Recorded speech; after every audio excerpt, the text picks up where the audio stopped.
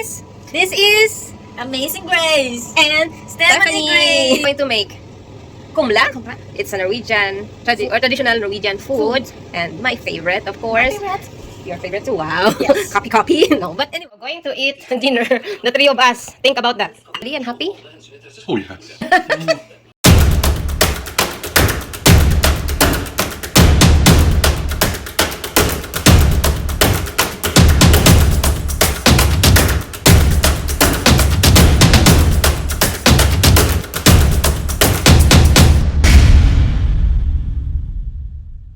Hi guys! This is Amazing Grace and Stephanie Grace.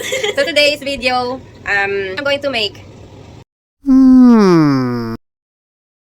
kumla or traditional Norwegian food, and my favorite, of course.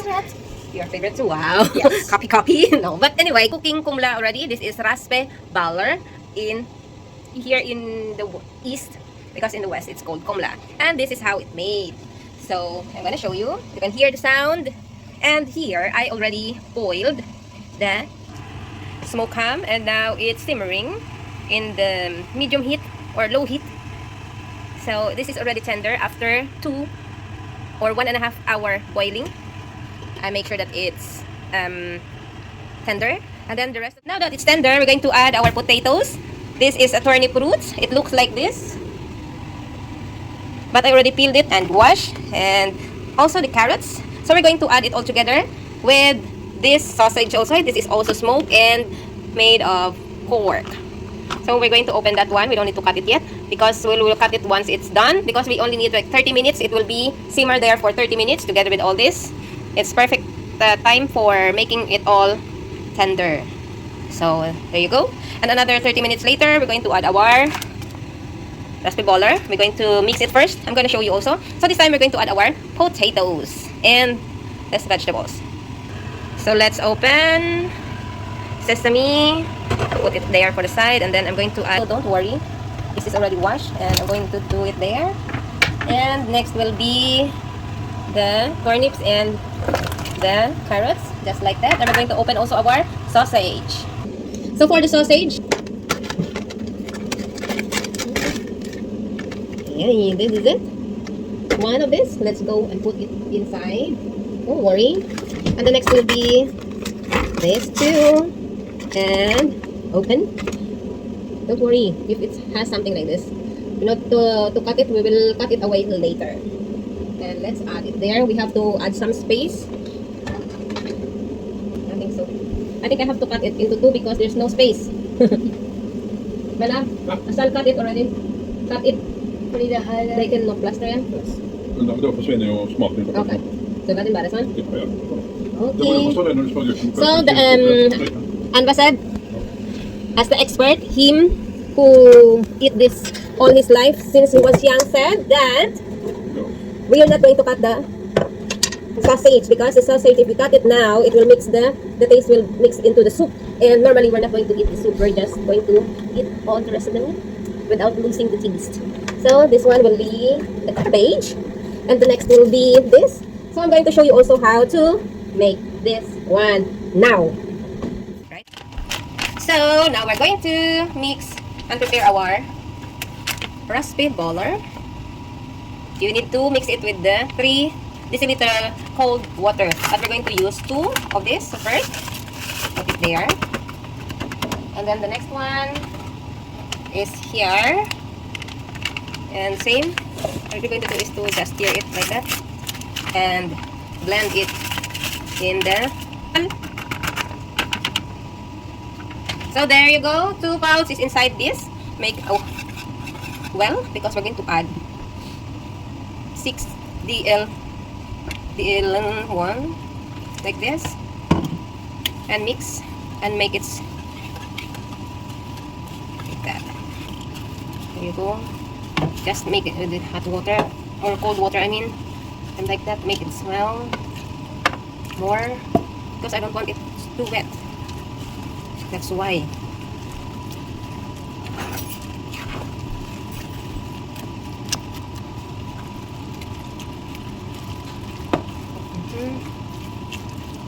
But not over mix also. Ang ano natin na may dry. that.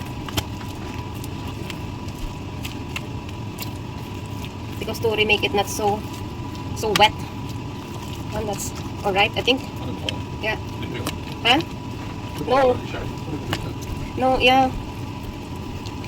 And we'll let it stay for 10 minutes. So we're going to cover it. And with a clean cloth over. So now we're going to make our bacon ready. So all we're going to do is to add it into the pan that is already preheated into our hot frying pan. Oh, I can smell searing.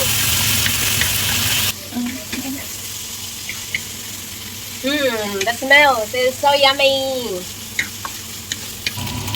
Now the bacon is already done, but what we're going to do is we're not going to take it out from the fire. We're just only going to adjust perfect temperature, and then we can begin making or preparing our ball. So there you go, and we have 30 minutes left, so we're going to make the Raspeballer. So last time we have to open it, make the butter or the heat a little bit higher, boil. So that's it. So as you can see guys, we have two because Anva said we're going to make extra. So luckily I have 3 package or pouch of tula. This one, the first one that we make, and then the other one. This is almost the same, so we're going to mix it all together so that the consistency are the same. I am wearing gloves now because we're going to make together, and I'm going to use this, add some water so that I can make my hands wet. Make my gloves wet. And we're going to make a ball as big as this. With hands and the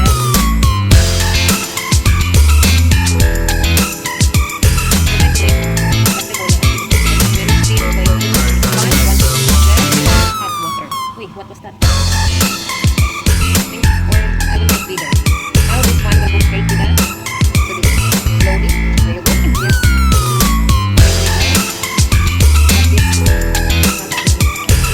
Yes.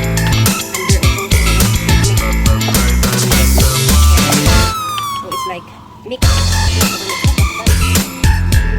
From the, you don't have to look here.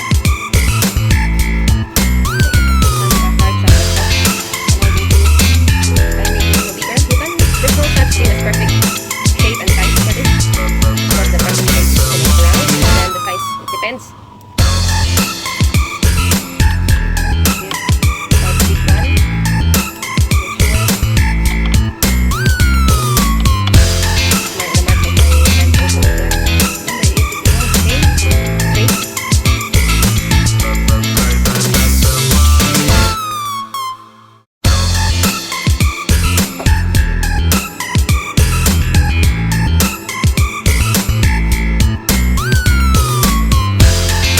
One hour later. Ayan siya. So we're going to transfer it into our serving. Guys, ayan na, bumuka na siya, dapat hindi yan ganyan. Kaya kinuha ko na. Tapos na rin talaga lahat. Then nakuha ko na rin yung patatas natin. Okay na rin ng bacon. So, we're going to put it. Ito na rin, hindi na rin na ano. Means it's already okay.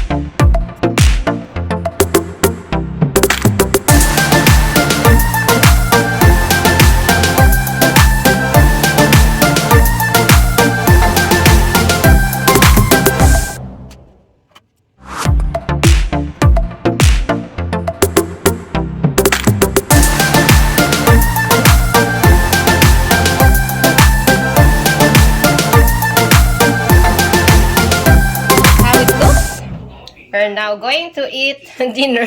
The three of us. Think about that. We have the bacon, komla, and the sausages, the vegetables. We have the meat. That's the smoked ham, potatoes, and there's a lot of that in still. And are you ready and happy? Oh yes. Oh yes. Oh yes. Oh my god. Okay, bon appetit! Ja, då blir Varsågod. det kommer. Den var...